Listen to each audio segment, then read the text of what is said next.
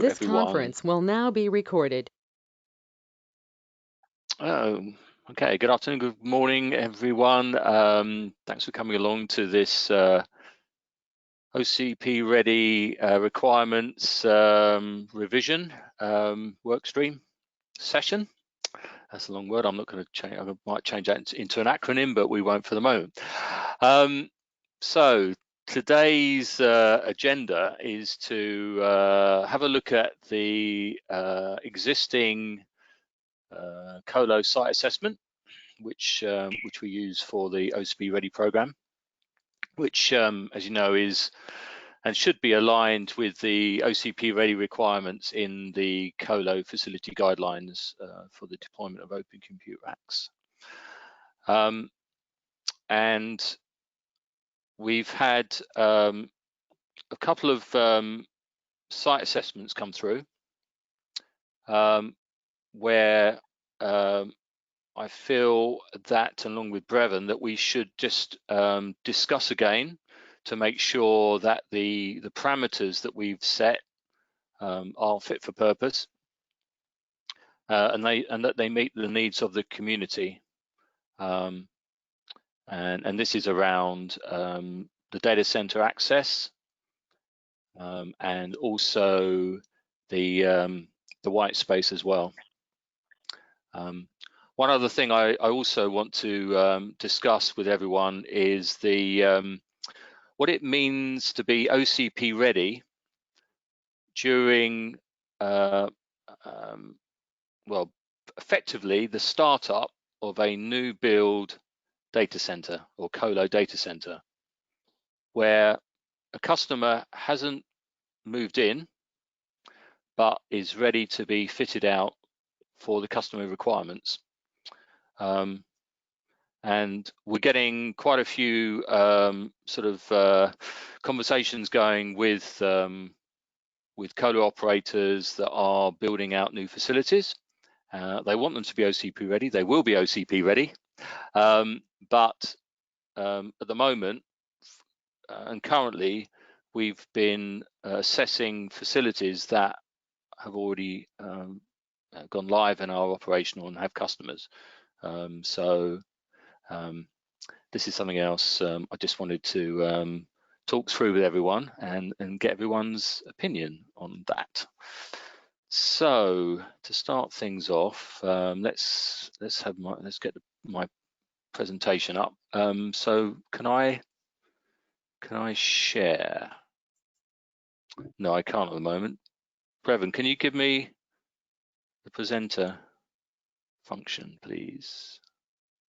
Hold on. There you are. I'll make you an organizer. Okay, organizer. Yeah. Sounds good. Yeah, now you have the power.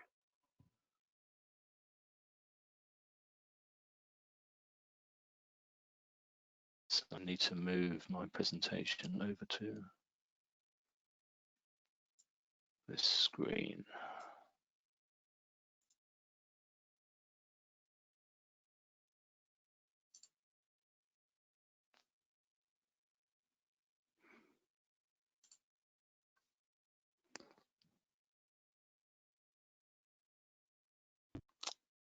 Okay.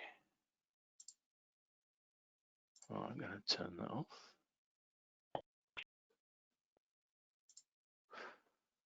Okay, so if we can just sort of go back to when the project kicked off and the scope of that project. So so originally we were looking at creating some guidelines and the OCP ready requirements, which came from that, for a rack that weighed 500 kilograms with a maximum load of 6.6 kilowatts. Although we were aware at the time that the load could be greater, up to 36 and up to 1,400 kilograms in weight. So that was the basis of creating the guidelines and what we based the specification on. And we said, well, we need to make this into something that is achievable by colo facilities. And so we said, well, let's make it that it will allow up to 80% of existing facilities in Europe to be able to accommodate open rack. Obviously, we've gone much further than Europe now, so we're definitely going to have to revise that in the facility guidelines document. Now we've gone, we've gone global. We just had a new facility recognized in Jakarta in Indonesia, so so we really are spreading around the world. And we've recently had some feedback that the height of a RITL Open Rack version 2 it has a manufactured height of 2.2 meters. This conference will now be recorded. I've got some feedback. I don't know where that's coming from. Anyway, so yeah, so 2.2 meters is the actual height of a rack. So having a look at, let's move into the from current slide. That makes it a little bit easier. Okay, and these are the attributes and parameters that I would like to discuss with everyone, and to get your views on whether we should change the acceptable result by including other selections, but would include notes for mitigation. So the first one is the building access. Optimum being loading dock with lift leveler, and acceptable being a road level without, which is threshold free.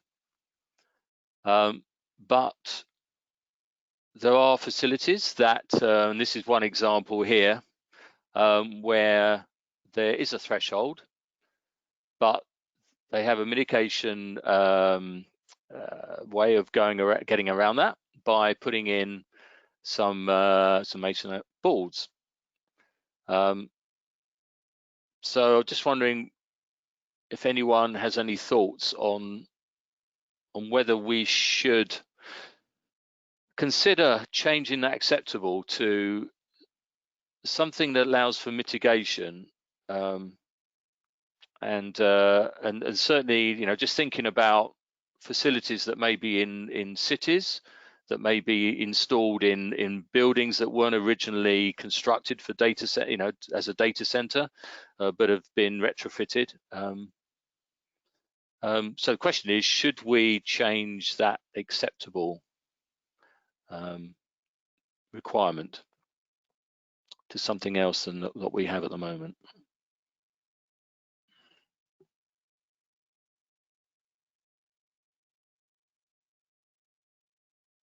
Well, actually, from our perspective, go ahead.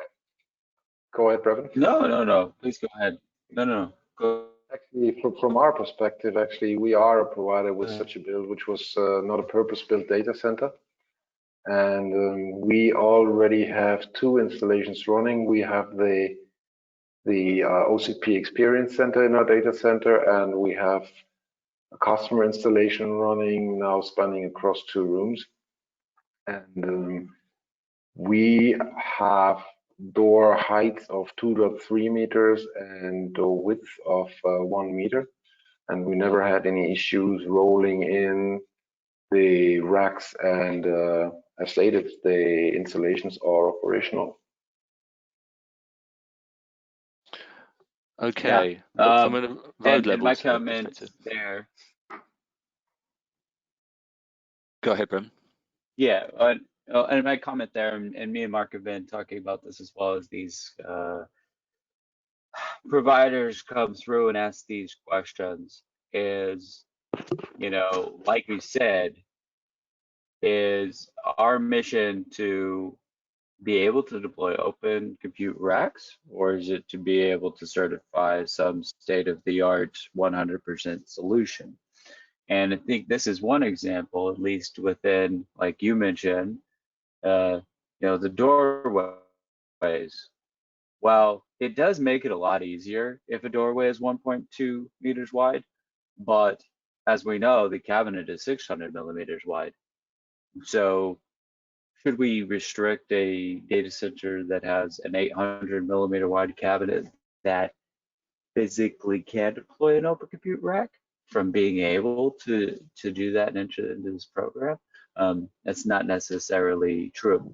The same thing with all of the acceptable and optimum requirements for these building access and delivery pathways. We don't provide any ability for having thresholds and having mitigation, and enabling a company to, or a facility to be able to deploy. And so if our main goal is to basically support the deployment of open rack hardware to increase the adoption of open compute, then we shouldn't necessarily restrict on too much in order to do that. And so I think that's the biggest question is there a level, as Stephen mentioned, where you could still deploy open compute and it doesn't meet this OCP ready guidelines, and how do we bring those two together? Yeah, I agree. Because what I'm seeing with the new OCP ready facilities that are coming on board, that they want to hit the optimum. That is what they want to achieve. They want to achieve optimum for every attribute. I don't feel that colo facilities are looking to cut corners. And certainly those that join the program want to differentiate themselves from others, and the way to differentiate themselves is by creating facilities that are are the most efficient and quick to build, and all the sort of attributes of great sort of data center design. But we shouldn't forget that there's a lot of real estate out there that still has a life, and therefore is in many would be maybe acceptable to the program, and can demonstrate that as well.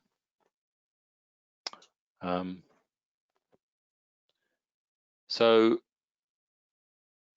does anyone have any objections to reducing reducing heights, allowing for mitigation in any of these sort of areas that I've got listed here on this slide?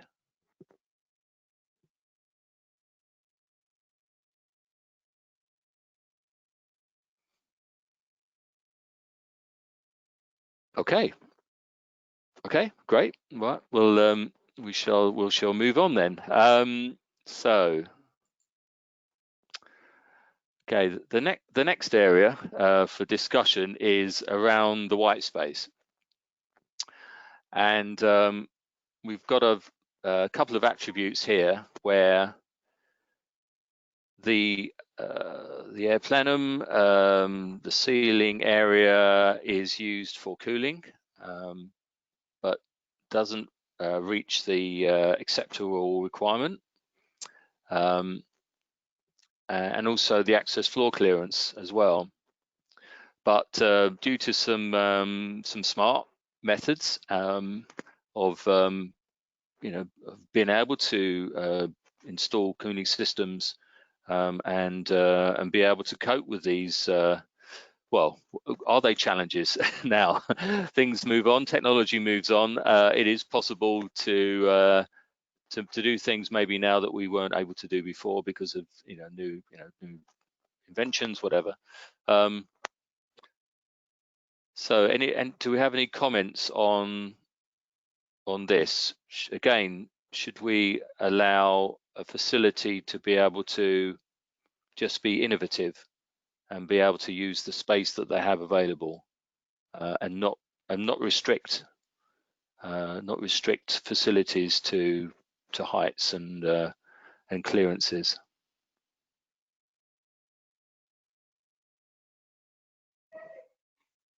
So the comment maybe this is also valid for us in that case. We actually were asked for an OCP ready room, and what we always do anyway is if we have these kind of requirements where we see that there can be a lot of heat load, we make a dedicated cooling design.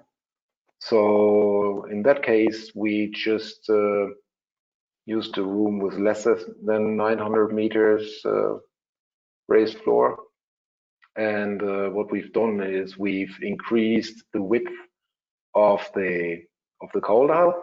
What we do, or why have we done this, is to have enough ventilation tiles so that we get enough cold air, or enough volume of cold air into the cold aisle, so that the servers can run at the optimum temperature and pull enough cold air so that they would feel well. So actually that's an easy calculation that we always do anyway before we accept higher densities, so that we actually are sure that we can provide the best service to the customers and don't have any hotspots there. So therefore, the installation is, as already stated earlier on, the installation is up and running and working very well. Customers happy. Does that have any effect on the efficiency of the installation? Does it mean sort of greater greater use of power to cool the equipment than would be normal in in something that was maybe designed with higher ceilings on greater not really, because the thing is, these rooms have been designed to run at a certain amount of power and at a certain amount of cooling, and as long as you don't go above these amount of power and cooling which the data center or the rooms have been designed for, you don't experience any issues on that. You have to take care of that high temperatures, air speeds, sorry, are not too high, so that you don't get a lot of turbulences, so that you can feed the ventilation tiles properly. But not really, no. We don't see any or big impact on the PUE at that point. Okay, thanks. Okay, any other? Mark, can you hear me? Mark, Yes. Am I coming through? Yes. Yeah. Who's that? So this is Don, and okay. the relationship between floor height and cooling effectiveness is a very vague relationship, because in many cases, people will populate floors with other stuff, and this also may tie into my discussions. I'll be working with the ACS team, and one of the solutions would be to use the raised floor for running pipe, which would make it less effective for running air, but it would make it more effective for cooling high density. Does that make sense? Yes, it does, and I think this is what we're getting this situation now where there's choice in cooling methods, and well, and I've yeah, still actually my starter and what I'm going to be doing is at this point still in question to me, but I believe this would be one of those areas that, and you don't have to use raised floor in one pipe, but if you have raised floor, most people would put it underneath the pipe the pipe under the raised floor, which would compete with the airflow mechanisms. And that's historically the problem we've seen with raised floor is two problems. One is that people abhor a vacuum. So as soon as they see an empty space, they put something in it. And then all of a sudden the premise that you can use it for cooling drops dramatically or becomes much more temperamental, if you will. And the pressure differentials across the floor, 36 inches is a decent depth floor. But you can very easily find that Pascal and Venturi and Bernoulli start fighting with each other as you put more restrictions down there. So you're told. Sorry, go ahead. That's all. So they're totally right. Actually, what we've done at that point was we used to have cabling in the floor, but as we've seen that for this customer, or for the OCP installation, the raised floor capacity would not be big enough. We have removed all cabling from the floor and are feeding that now from the top. So therefore, we have the full height of the raised floor for the feed of the air. So therefore, that works properly. So now, I think if you're less than 900 millimeters, you could be a lot better off having less than 900 millimeters with a proper clean raised floor instead of having more than 900 millimeters and having a lot of stuff in the way in there. No, very good. It's a very good point. All I'm saying is it's a pure standard just for the very reasons you mentioned it. Unless we're going to specify everything else, it's more of a suggestion than a standard. Does that kind of make sense? Yeah, I think we've always been about guidelines, and this is a guideline for conventional full stair type installations that align with the Bixby 002 standard. So yeah,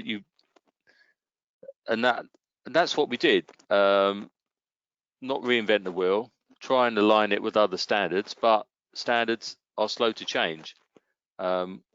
OCP is more agile, and therefore, we can change these things more readily as technology changes. And we've, we've got other, sort of types of cooling, sort of hybrid solutions coming through, where there's going to be a mixture of, air-assisted liquid. Some air and some liquid in feeding the same rack. So we've got to be very mindful of all of these varying ways of cooling, and be able to accommodate it. But a great point, and one of the challenges we face is many of the standards that have been written, for example, this 900 mil or 36 inch, were based when the only mechanism of cooling that was really being conceived of was air, and high density was maybe 20 kW per rack. That's changed, and as it changes, wherever possible, we want to use other people's standards, but we also may recognize that even those standards may be based on an outdated premise, because ultimately, while it is possible to do high density with air, you're going to find that for a variety of reasons, as you get to the higher densities that we are starting to see of upwards of 50 or 60 kW per rack, not that you couldn't do it with air, but you're probably going to need to do it with liquid. And as soon as you start using liquid for some of it, then you're going to use liquid for a lot more of it. And you'll still have air for other sides. So the raised floor is a challenge to define as a plenum for that very reason, at any depth. So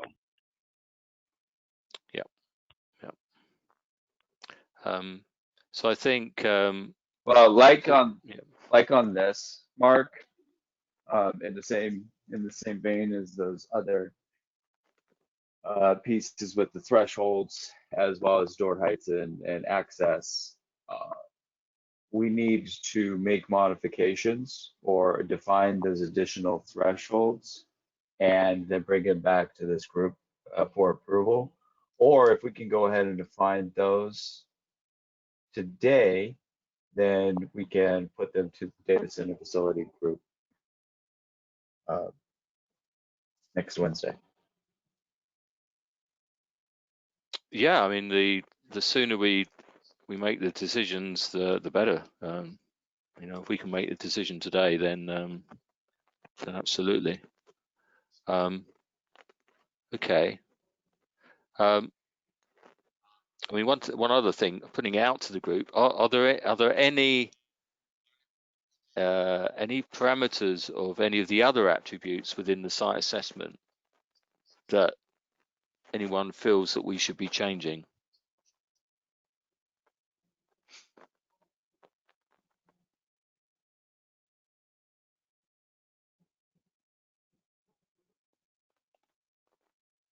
Okay. Okay.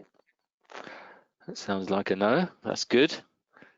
Okay. So we'll go back to the original slide then.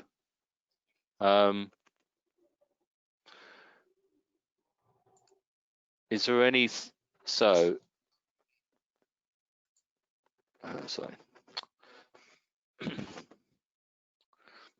So let's go to the first one, row 14.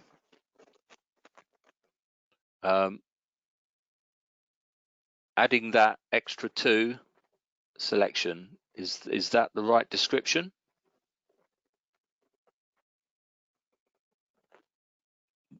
Okay. Does anyone think that I should? Yeah. Should anyone? Maybe I'll change the way of asking the question. Is everyone accepting of that addition? And does the description need to change?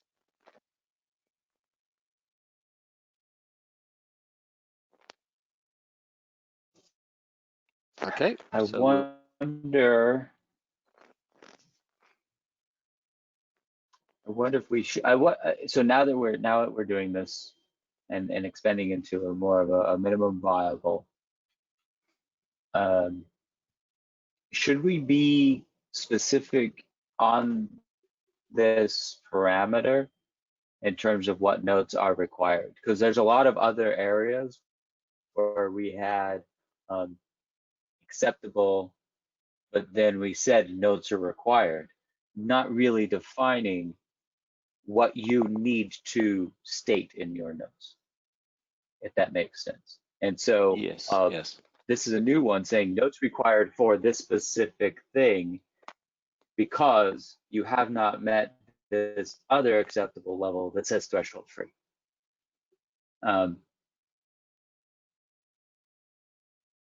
I think it's good. I would just maybe be a bit cognizant if we have any other areas where this occurs and there end up being like lots of different items that maybe, because let's, for example, here on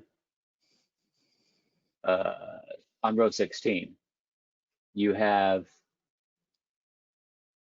are we going to expand to lots of different multiples? And should they state something in terms of, oh, now you also have the thresholds that you have to mitigate against, and you also have this height that you have to mitigate against. And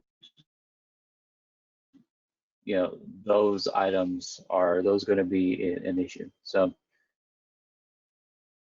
let's just be cognizant of it. Let's move forward, but let's be cognizant of those things. Yeah, no, absolutely. Because I don't want that parameter to be too jumbled, if that makes sense. No, exactly. And you know, it's where you then, it's then where you need an explanation. You know, where do you put the explanation for what the note needs to include? Do we add comments, to the notes box? I mean, certainly when we have a colo SP that wants their facility assessed, or wants to assess their facility, I have conversations, different conversations, where you know, where there's a question about it and what needs to be added, then we go through a whole discussion about that.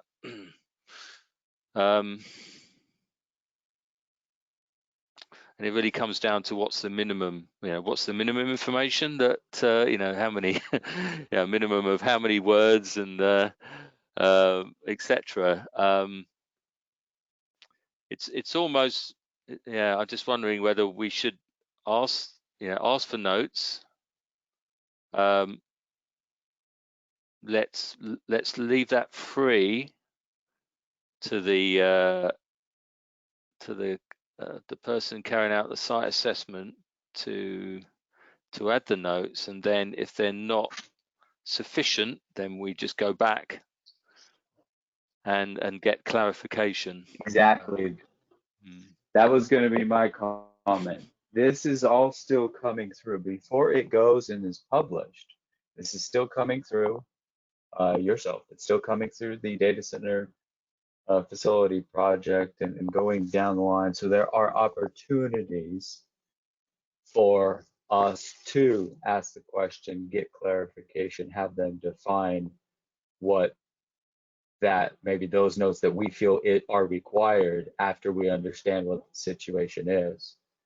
And the OCP and the data center facility group can control and provide that feedback on what that looks like. So maybe we should just cut that down to notes required for mitigation for everyone.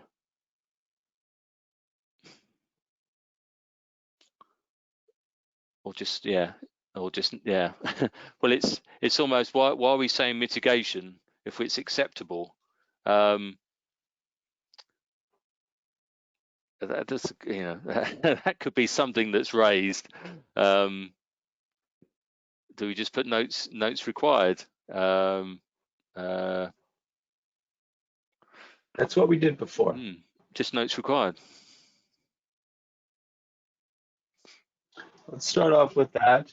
Let's start off with the simplest, notes required, and then we can always come back if we have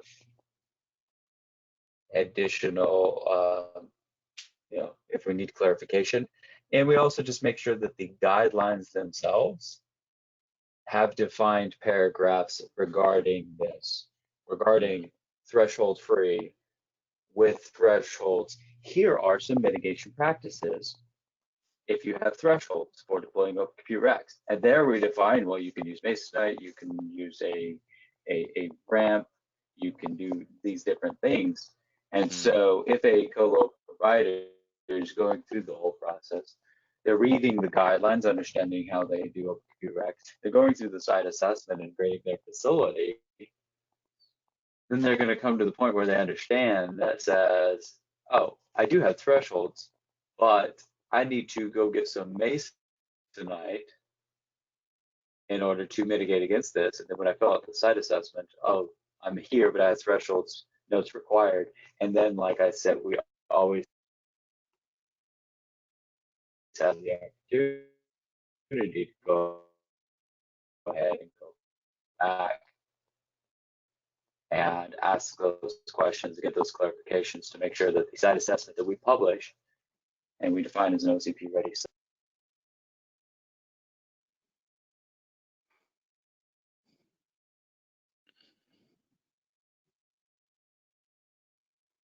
I think Bevan's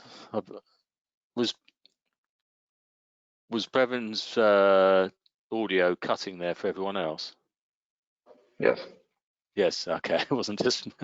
That's what I get for living. That's what I get for living in the country on DSL. But I think we got most of that. I think. Yeah. Yeah. I think yes. I think you're. Yeah. I think that's a consensus there.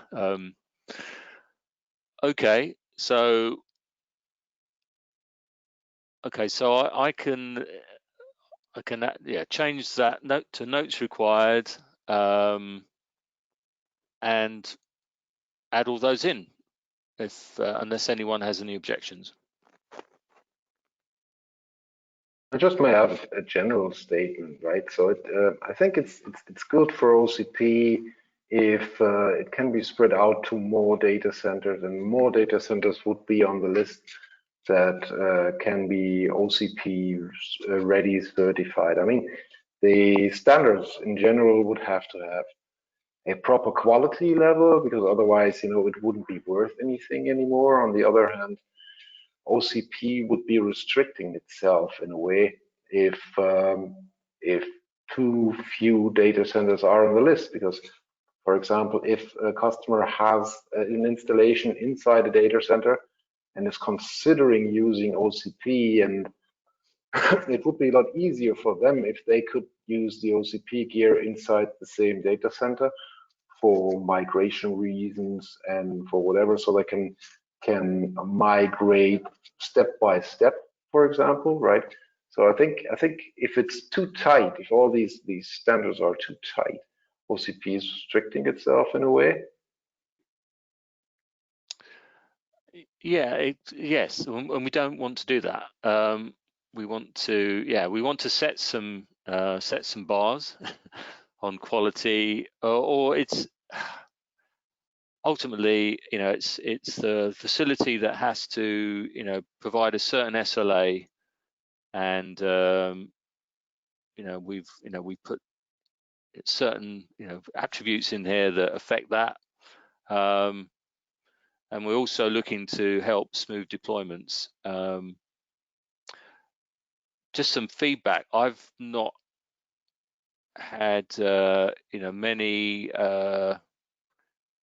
In fact, I haven't had any colo come to me and said, you know, well, we just, yeah, there's no way can we meet this. We're not even going to bother. That hasn't happened yet. Where there have been some questions, then yeah, we've had a dialogue, and you know, we're working. You know, we've worked it through. So so far, it hasn't been a block to the program. But you know, as it becomes more you know, standard, and people become more aware, that's that, you know, and I think we could be coming to at that point where we certainly, and as I said, you know, with cooling as well, we need to be very flexible now with way cooling occurs, and we shouldn't, you know, shouldn't put a block on the development and the use of liquid cooling within facilities, and I think we're going in the right direction, I feel, by having these conversations and making changes when it seems reasonable. Okay, so I will make those changes to this to the site assessment, and we can discuss that at the next project call. And the same for the white space as well. Again, military person and get transferred all the time. It's hard to keep a job. I suppose the question is, should we change this if used for cooling, or to just take that out completely?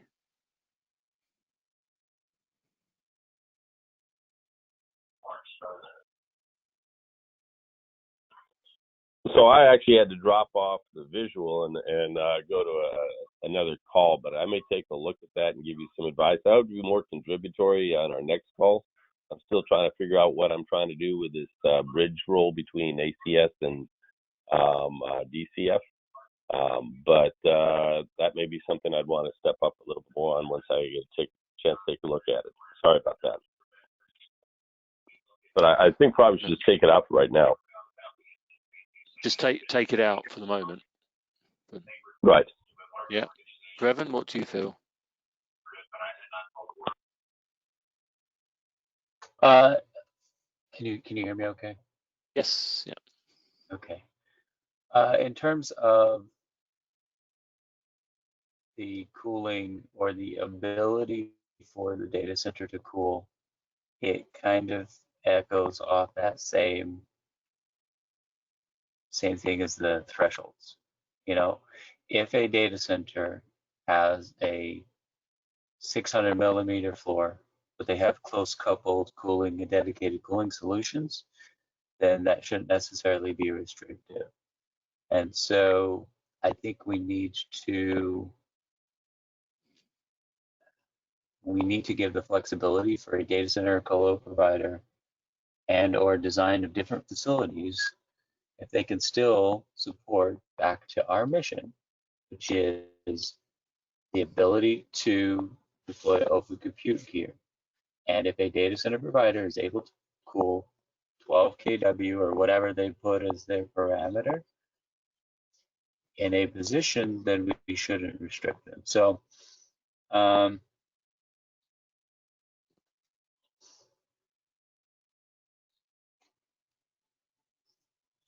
I think I would have to look at what the other options on that parameter were before I could assess whether or not we should take it in or take it out. Yeah, I just let's have a quick.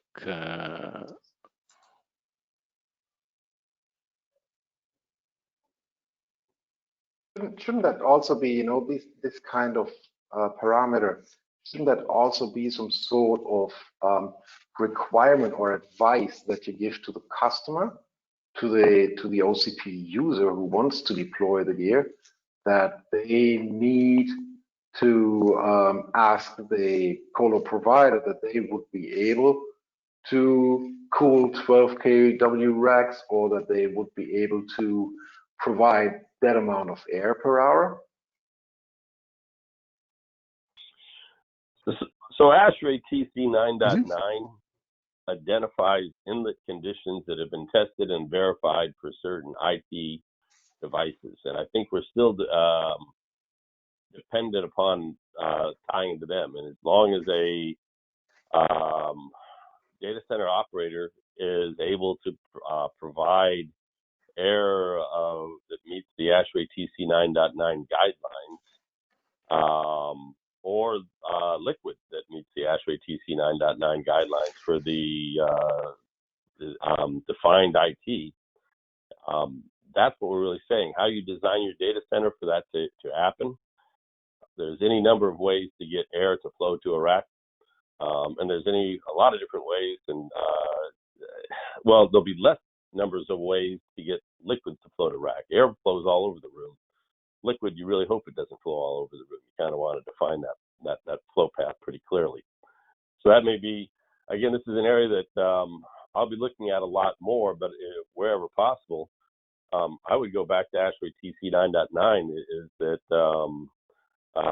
and try to link their research and guidance on what the inlet of your IT is supposed to be, and how you achieve that. There's just too many creative ways you can get air to flow.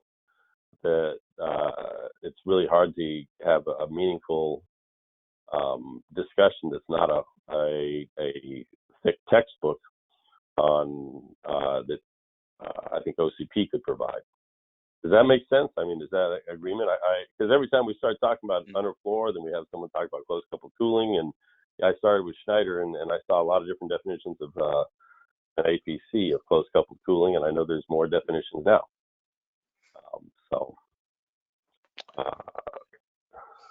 Does that make sense? Yeah, and it is related. Yeah, things like we're setting parameters for access floors, assuming, well, in this case, that selection is if it's used for cooling. But if it's and I mean, there's only one other area in this site assessment where we actually state ASHRAE, and that's with the inlet air temperature. So we're asking the colo to inform us of which class of equipment that they can accommodate, say A1, and this white space, this listing the white space you know, in the access floor clearance, if used for cooling, is trying to align. Well, you're using that as an air plenum, and that allows you to meet the A1 class requirements. So the two are linked. I'm getting to yeah, I think Bevan's right. We've got quite a few selections here. You know, if used for cooling, if not used for cooling. I think we just need to you know, sort of consider whether we should be that prescriptive on this, based on it's down to the colo to meet the SLA requirements of the customer on cooling, as an example. You know, it's how do they, you know, how they do it is really down to, you know, to the customer and the colo. And maybe we should slightly withdraw from providing this sort of guidance, because I think, I mean, the thing is, colos are going towards, you know, slab floor. I mean, that seems to be the way forward now. So it could well be that this you know, for new builds, this becomes you know, and just doesn't become, you know, important. It's not important anymore. But it's more for, you know, it's more for sort of legacy facilities. Well, you mentioned something. Yeah, you mentioned something earlier, Mark. You talked about new facilities that are designing to meet the OCP ready or designing to the optimum. And we all understand that facility design has changed in the last 10 years immensely. And if we want to have the discussion about these other parameters, I think what we're really talking about is a circular economy discussion. This is a facility or site that has been designed, it still has useful life in it, and it can continue to operate and continue to support IT, and this is another way that it can do it. So I think there's a lot of discussion to happen there, but I think we're on the right track. I really do. Okay. And I think this is, I think now that I see all these selections, we definitely need to decide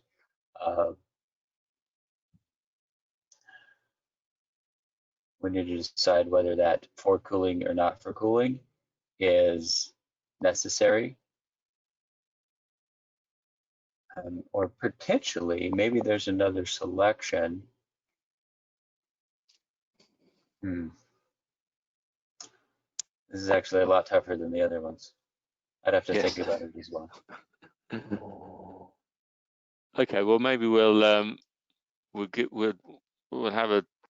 consider this offline and then come back to this before we make the final changes.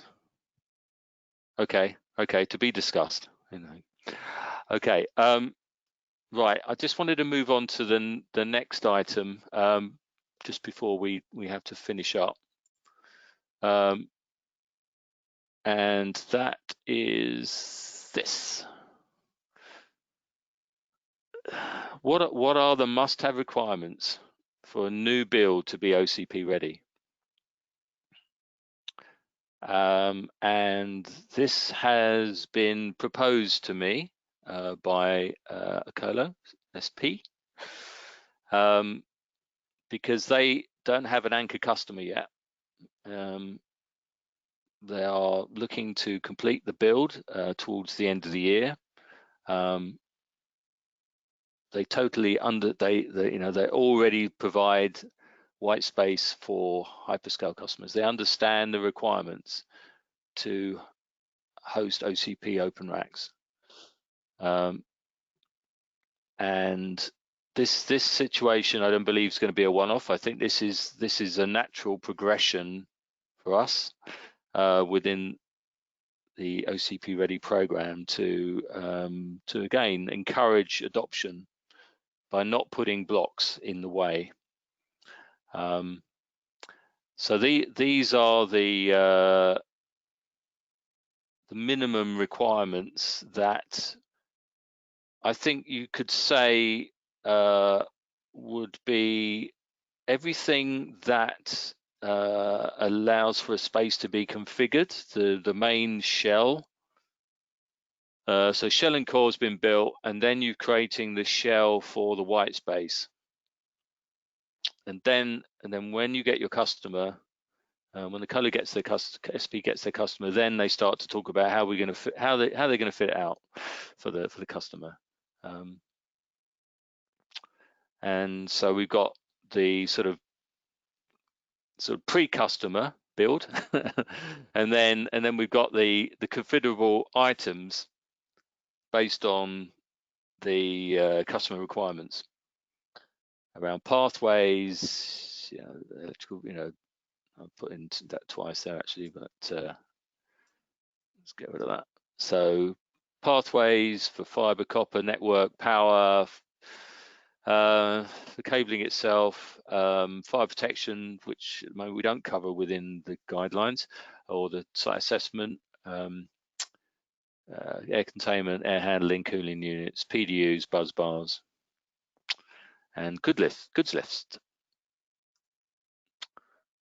So does anyone have any views on this? What does everyone think?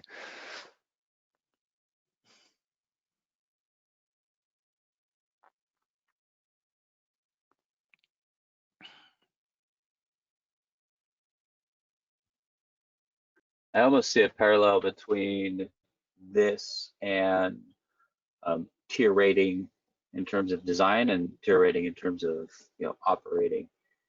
I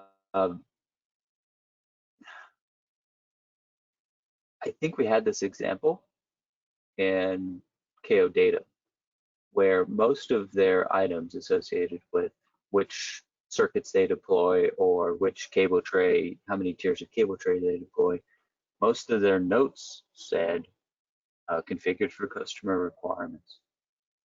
And if that's the case, then these new designs, new builds should be able to go through the whole site assessment and just highlight that they can deploy that, and then in the notes that they have configured to customer requirements.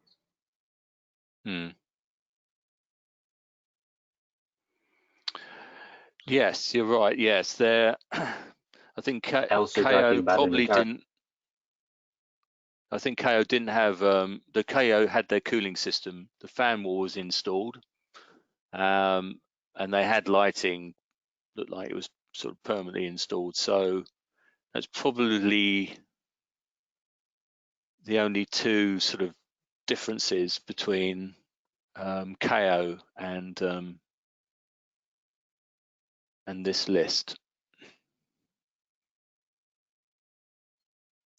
But certainly, for a customer is able to visualize what they have to work with. So yeah, you're absolutely right. From a KO, that was very close to this.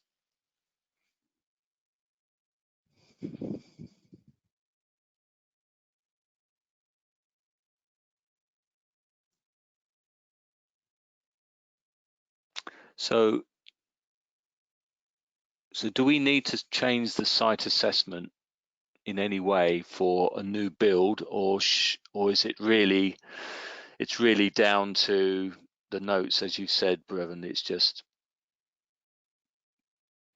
notes as in to be configured based on customer requirements, and that would also be against the I'm just thinking about on the cooling side of things.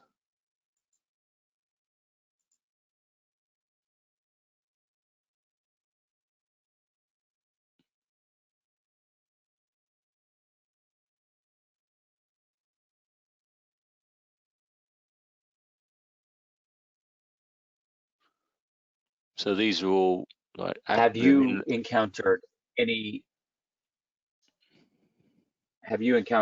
time of which it's been restricted and a provider is unable to fill out the assessment because it is not built yet? Well, this is the first one. This is the first one that we've come in at such an early stage. So we were we're already in discussion prior to the build, and the discussions have continued throughout. So yeah, this is a first. So we are accepting that all of this is all to be it's all to be configured.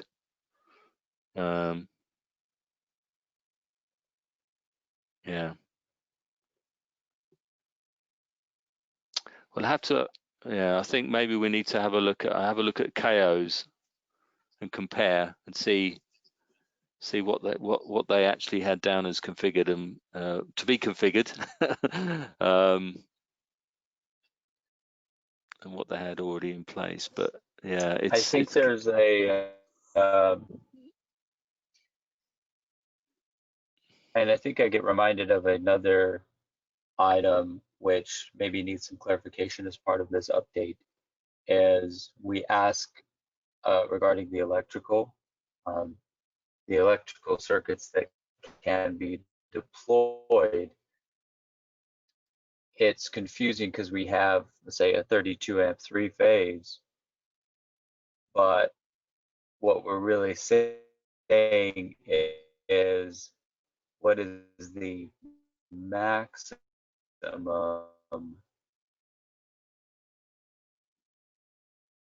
circuit that can be deployed, because it's still configured to customer requirements. Them saying up to that.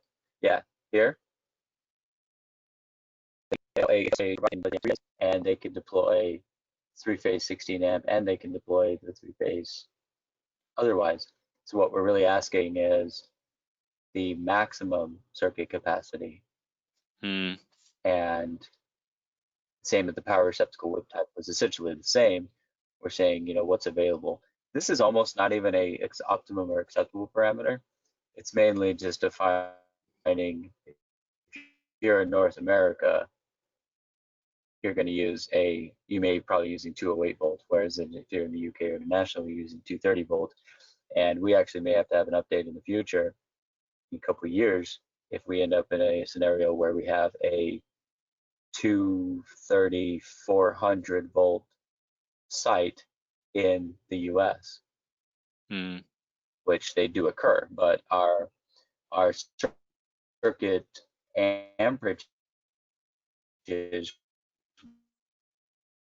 will be different,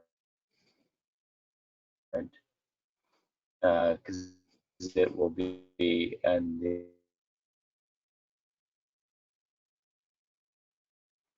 You're breaking up again, Brevin. 80%.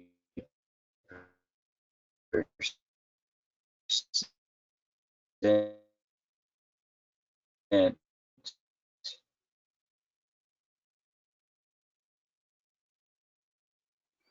I didn't quite catch that, Brevin. Range because of our NEC code, so it'll just be a little bit different. But that's just something that's going to come up. So there may be other parameters, and that's just questions like, this is really maximum circuit capacity, and this is that's a comment. Can you hear me now? Yeah, I can. Yeah, so it's sort of, it's we know they need to meet the minimum, but we need to know more information about what the maximum capability is. I think that's what you're alluding to.